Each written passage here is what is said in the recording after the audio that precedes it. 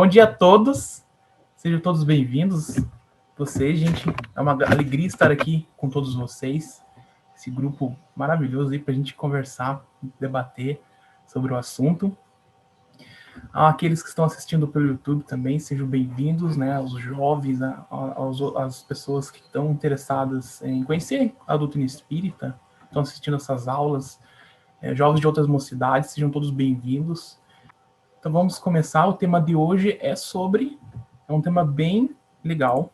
Todas as obras psicografadas são espíritas? Como podemos identificar uma obra espírita e uma pseudo-espírita? Aí vamos falar do tríplice aspecto e da universalidade do ensino dos espíritos nessa aula. Vou começar uma pergunta para vocês já, para a gente começar a refletir. O que faz uma obra ser espírita? Quando eu falo obra, é tanto cartas psicografadas, livros, no sentido amplo. Também obra, né? A gente pode também pegar um âmbito aí de ajuda também, né? Na caridade mesmo, um trabalho.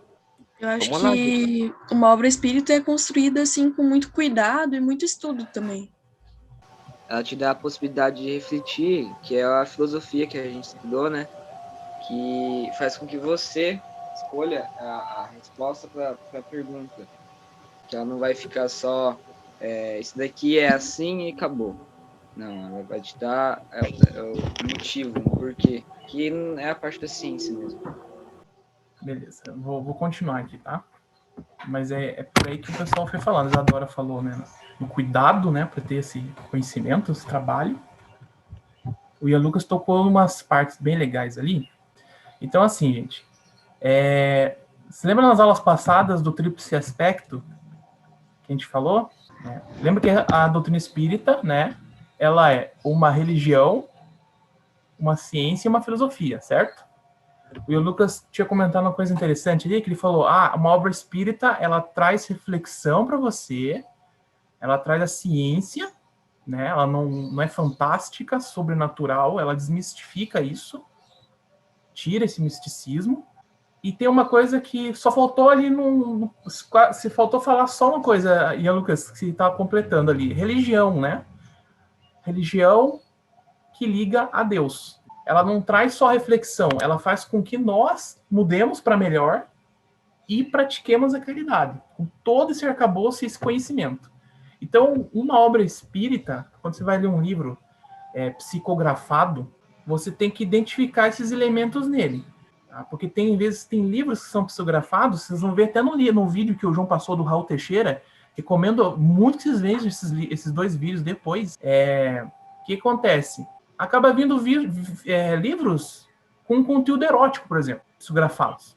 Ou com muito palavrão, não traz uma reflexão, não tem profundidade nenhuma. Você não se vê, você não para pensar na sua vida ali, que você está numa vida material temporária, que você é um espírito imortal, que o tempo que você está aqui é um tempo de aprendizado. Então, essas obras espíritas, as verdadeiras, né, vamos dizer assim, as sérias mesmo, espíritas, elas vão trazer essa reflexão mesmo. Claro que tem obras que elas pendem mais para um lado filosófico, mas elas têm a religião e a ciência junto. A Gênese, por exemplo, é muito científica, mas ela tem filosofia e religião lá dentro. Então, gente, quando vocês pegam a obra básica, todo o conhecimento que está ali, né, inclusive os princípios, né, que a gente falou, imortalidade da alma, Deus, reencarnação, pluralidade dos mundos habitados, né, a moral do evangelho, eles passaram por um filtro ali. Então não foi simplesmente dado assim de presente. Foi uma coisa que foi muito trabalhada na razão com a ajuda dos espíritos. Só que foi um estudo científico, vocês entendem?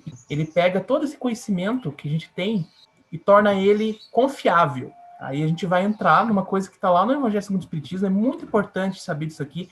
Depois vão ler lá, está lá no Evangelho segundo o Espiritismo, isso tudinho sobre esse método, que é o controle, vou botar no livro ali, mas é o controle universal dos ensinos dos espíritos. Então, o que acontece? Vamos supor o seguinte, a gente está lá com Allan Kardec na época, né? Tá uma sessão mediúnica lá. Aí, de repente, lá, as irmãs Baudin, né? Quem conhece, quem viu o filme vai entender quem elas são duas médiuns crianças, né? Ele trabalhou com elas o Livro dos Espíritos e com outros médiuns também, não só com elas. Elas psicografavam as respostas das perguntas que Kardec fazia. Então era o grupo principal dele, ele trabalhava com vários médios, não eram só elas, na montagem do Livro dos Espíritos. E daí, por exemplo, chegou uma mensagem assim, ó, psicografada. Eu estava errado, a Terra é plana. Nicolau Copérnico. Tá assinado lá, Nicolau Copérnico. Qual que é o primeiro filtro? Eu vou fazer uma pergunta para vocês, gente. O que ele faria logo em seguida? Qual que é o primeiro filtro aqui, o Kardec, para essa mensagem? Eu acho que iria estudar um pouco mais a vida do Nicolau Copérnico, né? Estudar as teorias dele, o que ele defendia, e aí sim. Mas é que aí fala que ele estava errado. Então, obviamente, ele estava falando que a Terra não era plana. Eu não sei o que eu faria. Mas acho que primeiro a gente olha ali o nome, né, que é o nome de uma personalidade conhecida, Nicolau Copérnico, e a partir daí a gente já fica um pouco em dúvida, né? Será que Nicolau Copérnico realmente mandou uma mensagem aqui nessa mesa mediúnica e falando algo tão sério também, né? Mas acho que assim como o Ian, eu ia procurar também saber um pouco mais sobre os ideais dele e ver talvez se eu receberia essa mensagem de novo, né? Se isso voltaria a acontecer, talvez conversar com algum médium mais experiente também. Talvez como essa mensagem aí seja dele, talvez até mesmo a letra, não sei se quando a gente desencarna a gente pode mudar a letra, não sei, mas talvez verificar a letra comparado com quando ele esteve encarnado. Ok, daí sabe o que Kardec fazia? Então, a primeira coisa que ele faria, o filtro é a razão. Primeiro filtro, ele ia ler a mensagem e ia fazer o que vocês falaram. O que a ciência diz aqui, dessa informação? Nesse caso, por exemplo, ele ia pegar um monte de cientistas na história que falam que não é e que provam que não é. Então aí já cai essa afirmação desse espírito, tá? Outra, ele ia fazer uma pergunta. Segundo a revelação de alguns espíritos, a Terra é plana. Aí ele faz essa pergunta e manda para 10 médiums que não se conheciam. O que esses 10 médiums faziam? Eles não, né? Os espíritos desses grupos mediúnicos, eles iam contestar essa pergunta. E aí ela também ia cair, porque você tem uma quantidade grande de médios e espíritos que estão contestando ela. Não é a mesma resposta que ele obteve ali. Aí o que acontece? O João falou aqui, ó, se vier uma notícia, uma revelação só por um médium ou por um grupo, né, tem que ficar esperto, porque esse grupo pode ser obsidiado. Por isso que o Kardec não trabalhava só com um grupo, ele trabalhava com o máximo possível. Então o primeiro filtro é a razão. Até a própria ciência já derruba essa afirmação aqui. Agora vamos supor que ela continue, né? O que ele fazia depois? Ele criou, mais para frente, tem o Livro dos Espíritos, né? Ele usava vários médiums para poder validar ali as mensagens, né? E também a visão, o acompanhamento do Espírito de Verdade, né? Os espíritos responsáveis pelo grupo também estavam ali para ajudar, né? Para coordenar, porque eles não eram só os encarnados que trabalhavam, inclusive os espíritos desses grupos, né? Os que estavam assessorando os outros grupos mediúnicos. Ele fazia o seguinte, ele publicava na Revista Espírita essa ideia. O que acontece, gente? Isso aqui eu estou usando a da Terra aqui plana, tá? Só para contestar ela. Mas, por exemplo, quando surgia sobre reencarnação, vamos supor, que é uma ideia que é um princípio básico. A reencarnação é uma ideia que ela sobreviveu a um filtro para chegar nas obras básicas, para ir desenvolver mais para frente. E esses são os filtros que a gente está falando aqui. Ele pegava essa ideia, publicava na Revista Espírita, e na Revista Espírita ela circulava por toda a Europa, ali chegava no mundo também, né? Era toda a Europa recebia esse conhecimento, além de divulgar a doutrina espírita, né?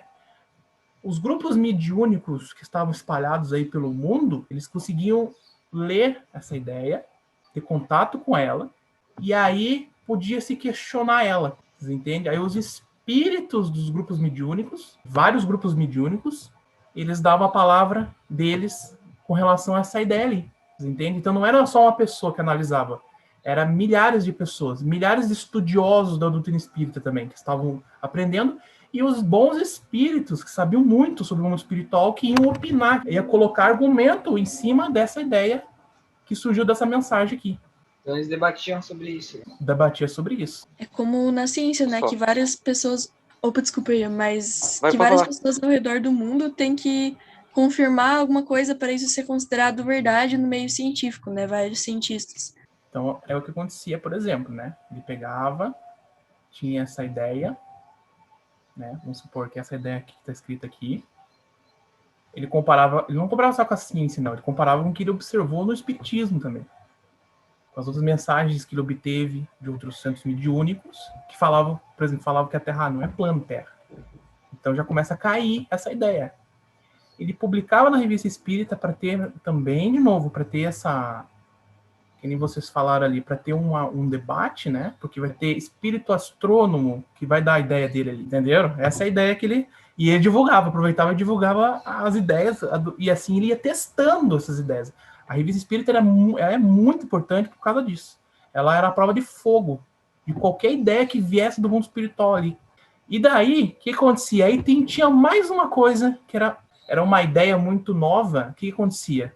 Além disso aqui tudo, o Kardec observou isso aqui, ó. A Terra, por exemplo, via uma mensagem falando assim, a Terra não é plana, é uma esfera imperfeita, vamos supor que, tá? É um exemplo. Aí essas mensagens vinham de 1000 centros espíritas espalhados pelo mundo todo, espontaneamente e ao mesmo tempo. O que é espontâneo? Não é provocado, não é o médium que vai lá, tudo bom, galera, vamos combinar o seguinte, os 1000 centros espíritas se conversam na mesma hora para psicografar, e não era assim que acontecia, entendeu? Elas vinham com a vontade do mundo espiritual, era espontâneo, era uma coisa que não sabia se o que vinha ali na psicografia, e vinha a mensagem falando que não é. Entendeu? De vários locais diferentes do mundo todo, ao mesmo tempo, e do maior número possível de médiums. Aí vem essa mensagem que aí sim ela derrubava de vez aquela ideia falsa, pseudo-sábia que foi passada ali. Aí vinha também aqui o fenômeno espontâneo, né? Também, Vinícius, assim, o Kardec, se o espírito da verdade era o espírito que estava sustentando ele, com aquela falange de espíritos de luz, ele foi inspirando ele. E ele também já tinha aquela missão. Então, ele pensou lá, bom, se é uma revelação, eu vou ter que levantar todos os assuntos que vai interferir na moral, na evolução aqui da Terra, pelo menos a maioria. Ele foi ali e colocou as perguntas. Ele foi lançando as perguntas. E vieram as respostas. Então, o que acontece, gente? Passou por tudo isso, certo? Aí, o que ele fazia quando uma ideia sobrevivia? Vamos supor que... Aqui é outra coisa, gente. Aqui a gente está falando mais quando a ciência acadêmica, ela concorda, tá? Com o que está sendo... Ele usou a ciência acadêmica, mas nem sempre...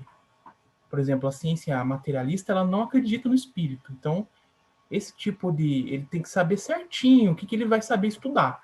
Quando é questões da ciência espírita, ele não usava muito ele não consultava muito a ciência materialista porque ela não falava muita coisa. Ela não sabia, não era o estudo dela.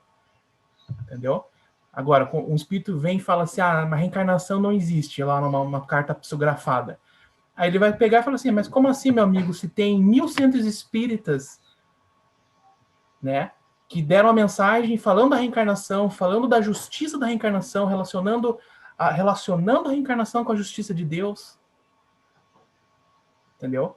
Então ele tinha que fazer isso. E às vezes ele consultava a ciência materialista, porque ela ajudava, e às vezes quando não tocava no assunto dela, ele tinha que... Aí ele usava o material que ele conseguiu estudar, coletado dos outros centros, e desse controle universal do ensino dos espíritos. Aí o que acontece? Quando a ideia sobrevivia tudo isso, né, por exemplo, Deus, imortalidade da alma, vida em outros planetas, elas passaram por tudo isso aqui, sobreviveram. Aí ele publicava nas obras básicas.